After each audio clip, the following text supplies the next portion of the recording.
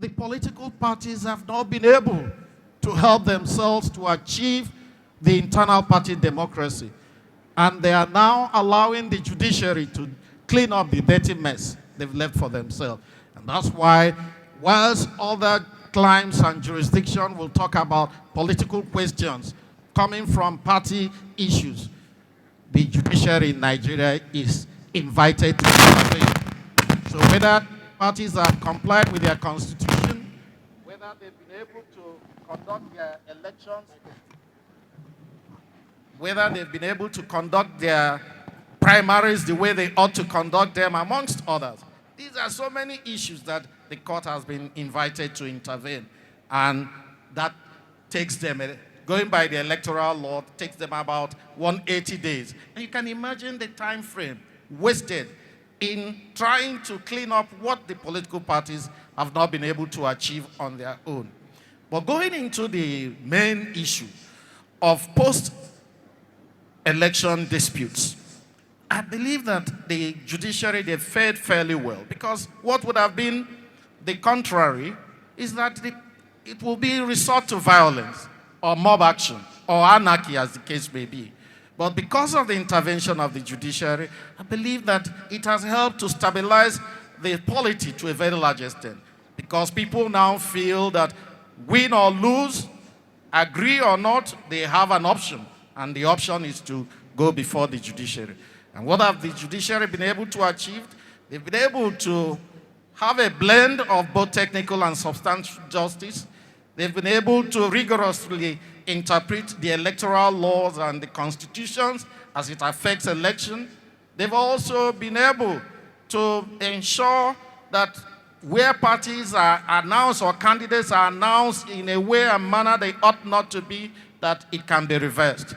But the question you have posed is quite germane, in the sense that, is it really in the place of the judiciary to make a final proclamation in such a dispute, instead of invalidating it and calling for a fresh election? Is it in the place of the judiciary ultimately to announce another candidate? I believe that seems to be the issue that is bothering a lot of people, especially Nigerians. As far as the electoral law and the constitution are concerned, yes, the judiciary are right there. But one would have preferred a situation wherein, after such a vigorous interpretation of the law, the Supreme Court or any of the courts intervening can simply declare that the election is invalidated and there should be a fresh election. So, to that extent, we will now question the correctness or otherwise of some of those pronouncements. We know of some of the recent cases around the country and some other areas where people have questioned the Supreme Court in that regard, whether it is in their place to announce a candidate who obviously may not have come first, second, or third as the rightful winner of an election, instead of nullifying or invalidating that election. So the challenges are there. But give and take, we cannot rule out the fact that the judiciary has done well, and the jurisprudence of the Supreme Court of Nigeria is quoted extensively all over the world, in Africa, South Africa, and so on and so forth. But again, another issue is that the electoral laws seem to have made things a little bit more cumbersome. Kenya has including the new electoral law, because we question the fact that people, after months or years after the election, an election can now be nullified. And we have not seen it in many other places. We have not seen it in US, even Kenya. Odinga has just gone to court in Kenya, and the Supreme Court of Kenya is giving about 14 days for the case to be heard and disposed of, even before the inauguration of the president. We should be thinking of how we can achieve that, so that we can create the scenario whereby we can have the election and all the candidates put in place before the inauguration, anytime, whether it is in May or otherwise. So we have to be looking at that to see how we can correct that imbalance, because it does not seem to be working very well for our system. Thank you. All right, then. Professor Moghalu, you're going to have the final word here because we're completely out of time. Thank you. I'll just keep it very brief. And that is that we should ask ourselves whether what we are practicing in the first place is democracy, or whether we have elections every 4 years. There's a difference between the two. When you talk about democracy, you're talking about also democratic institutions, which include the judiciary, other institutions of government functioning as independent institutions. So that's a very important point. The other question that we should also ask ourselves, since we're rounding up, is democracy an end in itself, or is it a means to an end? Do you have a real democracy on an empty stomach? If you have democracy and people are so poor that they cannot feed, but you have maybe what you might call a military dictatorship, many of the countries of Asia were not built as democracies. Their economies were built by military dictators. But those dictators were visionary dictators. There's a difference between a visionary and benign dictatorship and a dictatorship such as we've had in Africa that has tended to concentrate power in the hands of the military. Now, let's come back to General Babangida in closing. He was a very visionary president. Whatever you might disagree on some things, but he was visionary. He used a lot of intellectuals. He ruled with ideas and, elevated people who had ideas. What is our politics today? In our politics today, if you speak about ideas, they will say you're blowing grammar. That bobo is just blowing grammar. So the quality of our democracy is going down, and we think we're practicing democracy. Look at the politicians. Yes, it is through the voter education process and through this matter of who are we as Nigerians. What is our worldview? What is our national philosophical foundation? We don't know who we are. We don't know where we have come from. We don't know where we are going. How can we come together in a democratic process if you have not addressed that basic question? And that comes back to the issue of leadership. Whoever has the responsibility today must be made to know that you must begin to lay this foundation and hand over the baton. We cannot wait forever until some messiah shows up. It doesn't work that way. Then on democracy, I've heard views that appear contradictory. We want to zone what? Zone the right to serve. It is your turn to do what? There are some implied self-interest in all of that. And the one provocative question I want to make is that people must understand that to be a technocrat doesn't make you competent leader. The qualities of leadership don't flow from classroom. And I want to repeat that. And that is why sometimes in the US, both Republican and Democrat, if you watch CNN at the eve of the elections, they will say they have challenges getting an electable material. To be electable is not necessary to be educated, to be a professor, to be a technocrat. There are other leadership abilities. And I think one of the things IBB taught us is that you can unite the country by going around the 36 states and FCT. You will find competent, able technocrat to manage different aspects of the Nigeria polity, society, and economy. You don't have to be president to contribute. And that is why if anybody can have a compendium of those who play different responsible roles, policy-making roles in Nigeria or the IBB, you will find that virtually all the 774 local government can point to somebody who was appointed on account of what value it can add. So I want to salute you for bringing this, for organizing this thing, because we don't really celebrate leaders until they are no more. It's nice to be celebrated when you are around. As a union man, we had a opportunity to interact with IBB, and there are a few things I learned. If he doesn't get an answer for you, he creates a platform to keep talking while he is taking care of the answer. So he's not elected. He's not bound to allow conversation. He can decree, as military always, I decree as follows.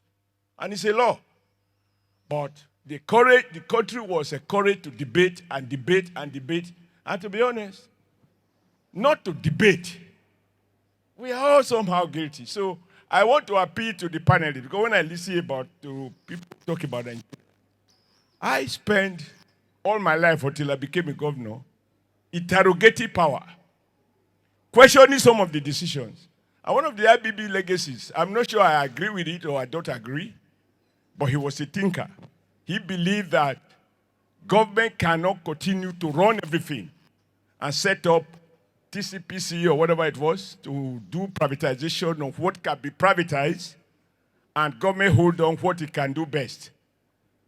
Every other government has taken with privatization, even though some did it in a manner that is absolutely embarrassing, like the way the distribution companies were handed over to people who know next to nothing. So families were had to handle. So they did the privatization, but not in the manner that it was conceptualized and as provided for in the enabling act that set up the privatization. All right. So, short man, short speech. I want to thank you for the opportunity. But I thought that Please put your hands together. knowing that IBB encouraged people of diverse background. Other IBB's economic team, you have Professor Aboyade, a seasoned conservative. Yeah. There you have Izemiro, tech communist. And then you have, between the two extremes, you have the liberals. So you have engagement, not details of Igbo, Yoruba, Hausa, it tells of policy choices. And I think the media, I'm happy two of you are there, Channels and Arise. Yes, sir. You should also help. When people bring religion, shut it down and play up issues. Like you can notice, each time you ask, what is the solution? You don't get loud voices. What is the problem? Everybody shouted. We all know it. So when people come and ask you, where is this man from who wants to be governor? Where is this man from what? Tell them that is not what matters. Thank you very much, What matters is what will he do differently so that we stop lamenting and stop moving forward.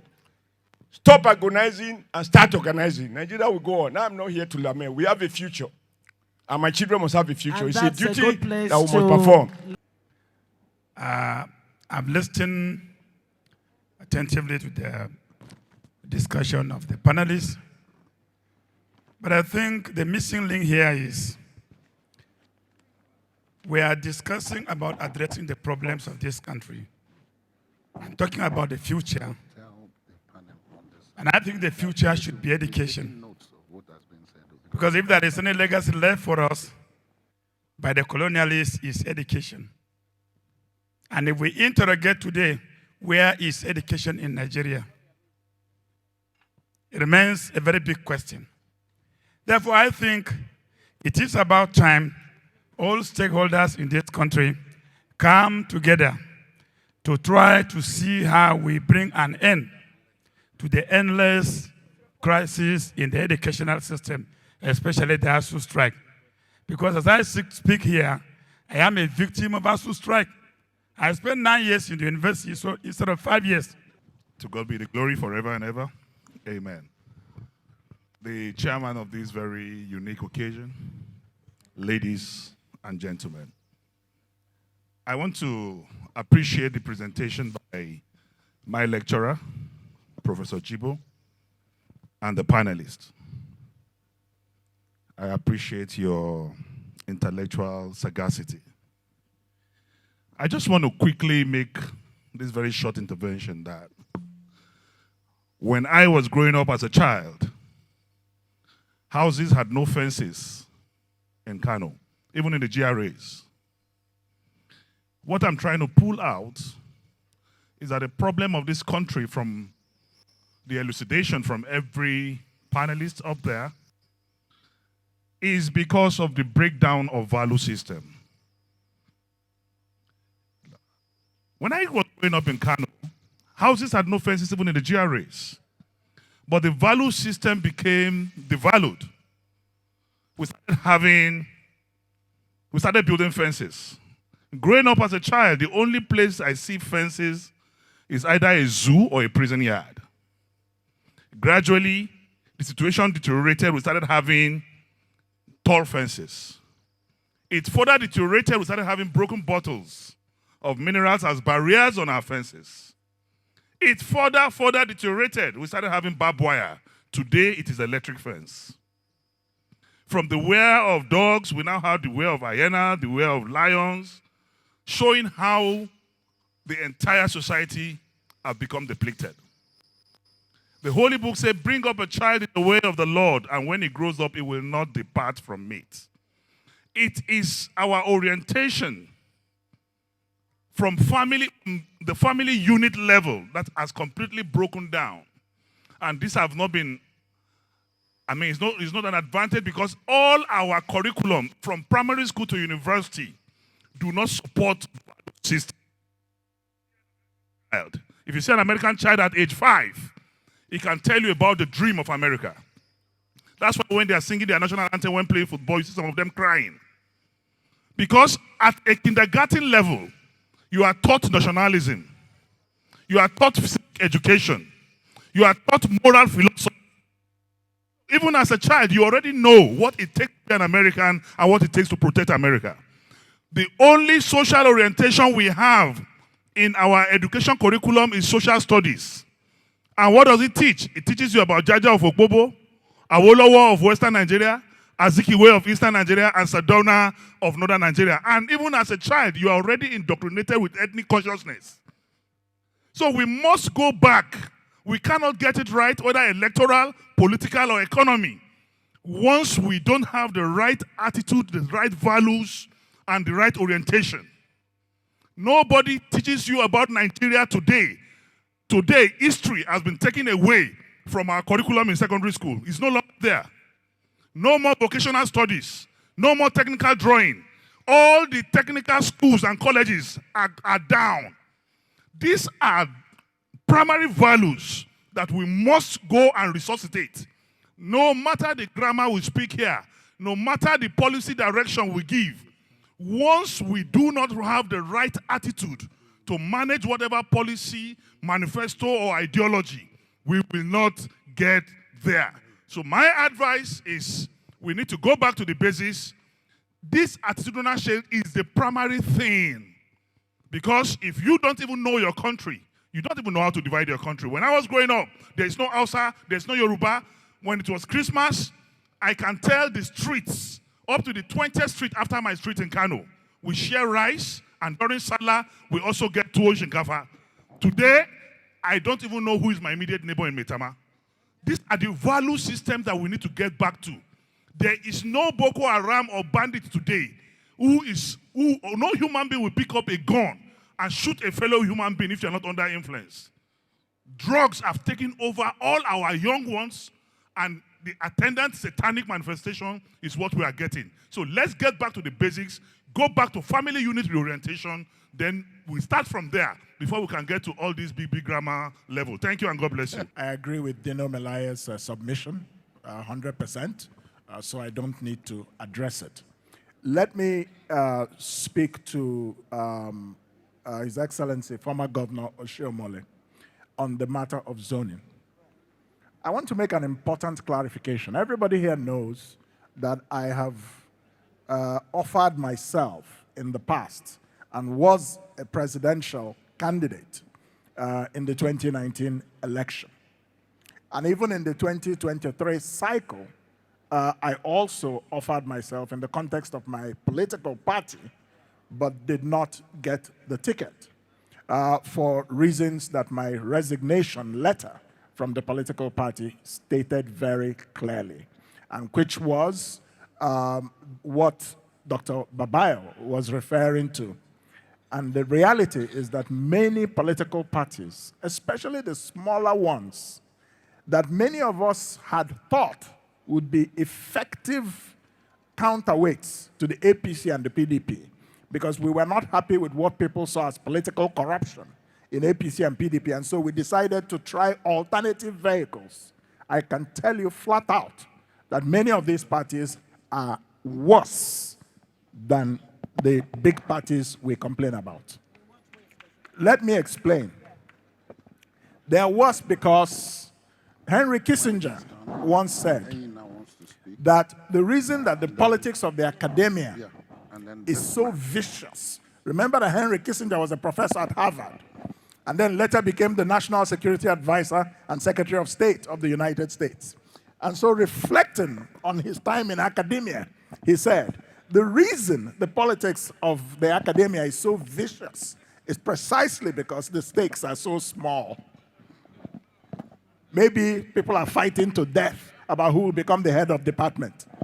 Maybe people are fighting to death about who will control some research grant, right?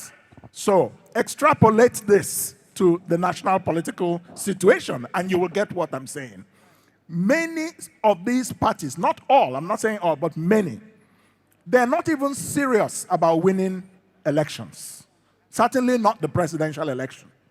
The reason some of them exist is simply to become trading platforms, either aligning with the big parties or taking money from candidates, but they're not serious about fielding competitive candidates for elections. They're just looking, yes, they're either surrogates or party officials are looking for who will bring money to them in order to get the ticket, and if you don't, they can bypass you and pick people that other people can objectively look at and say, was this really the best choice?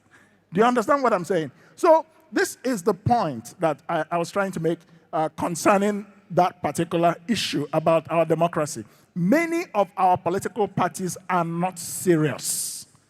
They're not in this to win. It's a trading, it's a hustle for them. And so then, what makes them better than APC or PDP? We complain about APC and PDP. Yeah, 100 million naira form. It's a matter of scale. In some parties, the form may be 20 million or 15 million or 30, but the same issue is taking place. So, but that's by the way. Let me address the matter of zoning very briefly. And the reason I brought up my own experience is because I made it very clear that I'm not offering myself to be president of Nigeria based on where I come from. My politics was never ethnic. I was seeking to be president because of a vision that I have for this country. But that is not inconsistent with the matter of equity and social justice. I have finally landed. Now, this matter of equity and social justice, there was a study by Harvard University in 2002 called fractionalization.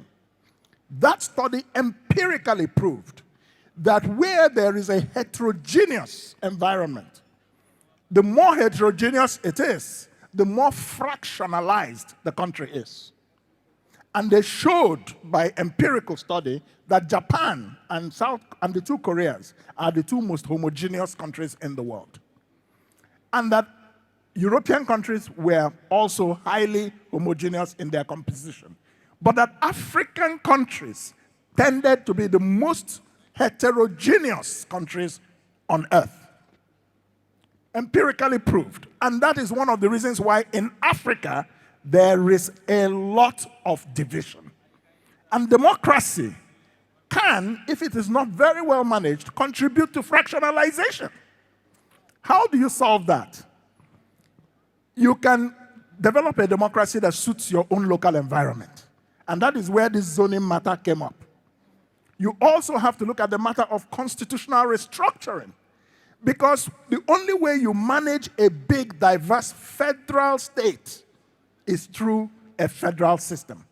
And that's why you see America, it's federalism, Australia, Canada, Germany, Brazil, India, so many countries that are big and also have heterogeneous populations tend to be federal states. But in Nigeria, we are running away from the matter of constitutional restructuring.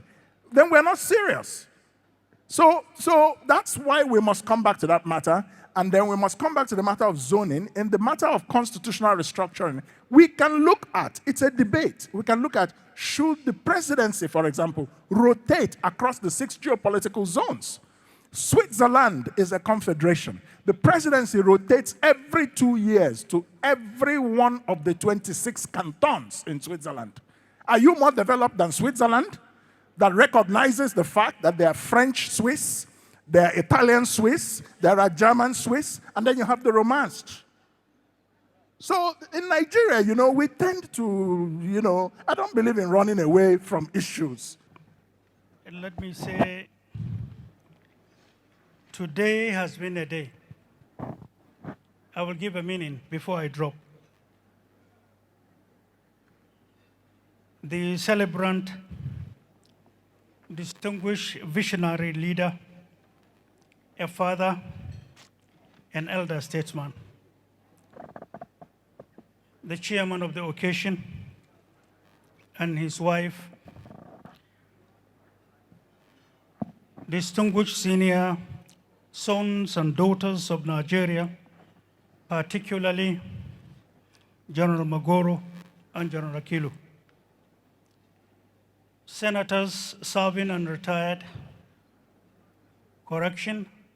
former governors,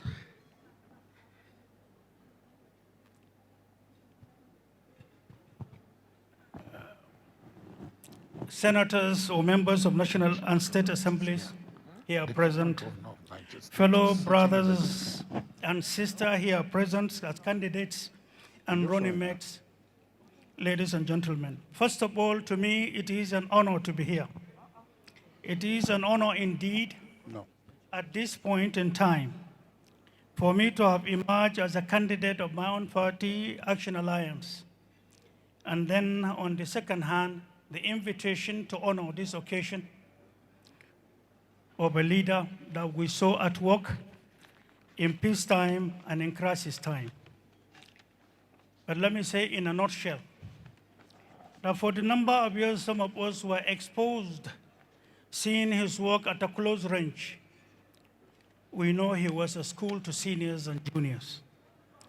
He was a school to many elders across Nigeria and indeed African leaders. Let me start with one tiny little one. I was virtually working hard to grow mustache at that age when in 1985, and I'm referring to the services rendered helpless by the likes of General Akilu in holding the country tight. Things were difficult. Everywhere was gloomy. But resilience and sheer style of real leadership kept him to close all aspects of fears or threats or anything that will disturb the entire country from knowing the true state of the country. He kept it himself with the support of the likes of such leaders that do not like to be talked about in public. General Akilu, I beg your pardon, sir. At that time, Nigeria was on the verge of catching fire in the true sense of it. One day, there was a meeting and we were privileged to have been part of those that accompanied members of National Security Council then. When President Babangida came out, he was visibly talking to himself. This is a moment I can never forget. It has a big meaning to me If you start this, in the sense that there will be no end. when There he are came other out, candidates, that I service myself chiefs have of that If you time were stop already this, outside. You won't stop it. But Soliloquy, indeed, he was Because saying, we- and I quote, he said, everything will sort itself by time. It was strange. That's why some of us, toddlers as we were, we had to climb that. It looked nothing to an ordinary person, but looking at the situation in Nigeria and looking at this sentence or this statement, it meant so much. I went on research even as a toddler, only to discover something that most great nations worked upon in achieving greatness. That is to say, there is no end to possibilities in the life of man, in the life of nations. That statement is an open gate of knowledge that you cannot learn nowhere. Between rhetorics and academics and realism of threats or challenges of power management are two different worlds apart. It was up until he made that statement that I got to know numerous events about many countries that rose up to have become the greatest countries on earth. And I cannot thank him enough.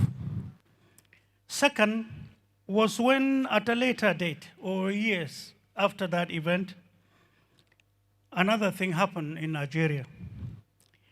The executive convener was a small lady who liked to take car and run around the presidency then, but didn't know what was going on. The president had another serious challenge. Lives were lost.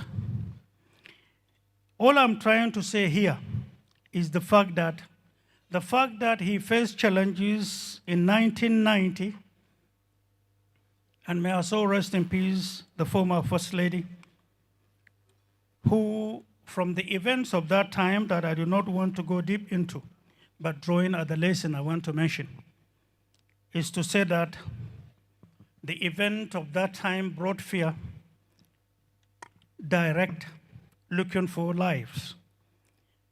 But then some of us were, in a way, God Almighty used in taking some risk that worked.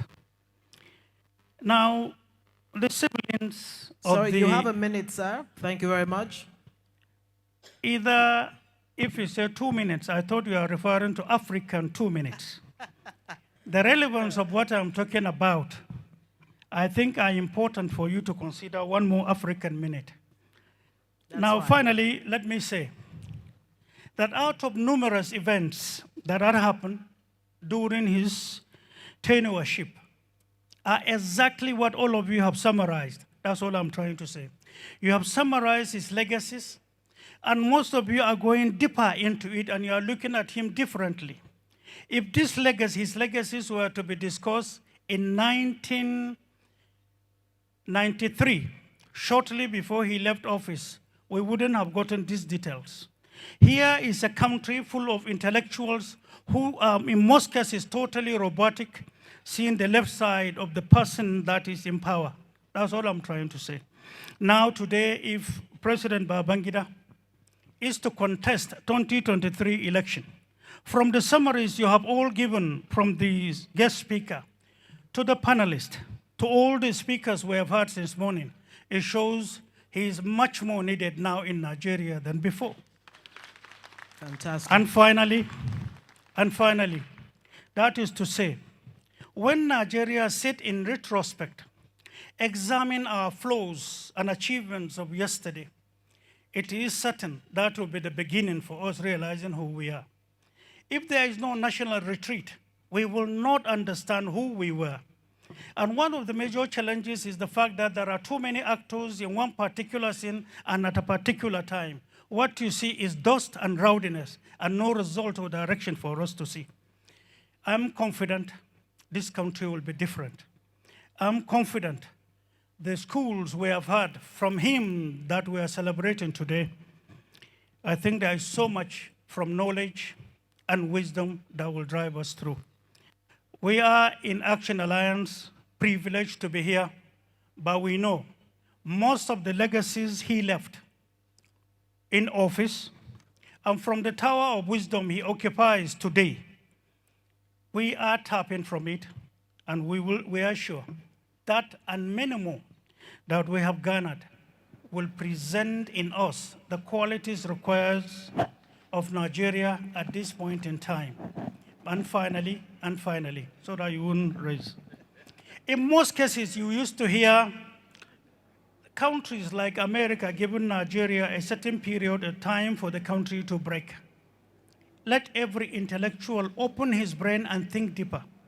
All they are telling you is that by your actions, either in power or outside power, the elites are always in your sayings and actions busy promoting causes of insurgency.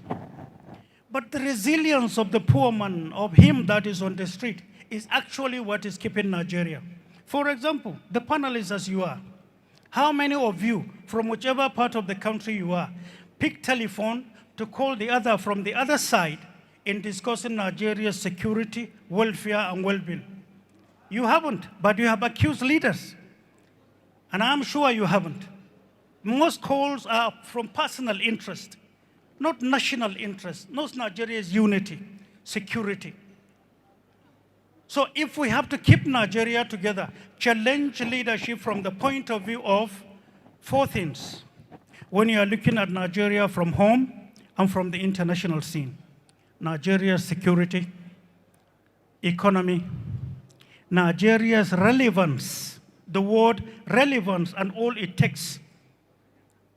And finally, Nigeria's participation within Committee of Nations regaining its own true state of power. So when we are pointing accusing fingers at some, we should also examine the other side before we pronounce. Right. I, on behalf of my party and the party leadership of Action Alliance, are conveying our birthday felicitations to the leader that, to me, saw it all. Tested, tried, survived, with full of knowledge. And one real thing he did was courage. The word courage of all qualities of leadership. And that's where, not only in Nigeria, but around the world, history has recorded numerous failures of leadership where the word courage is missing. Among qualities of leadership that we examine a particular leader with is the capacity to carry all alone, to demonstrate it, and to say it. Thank you so much for the opportunity.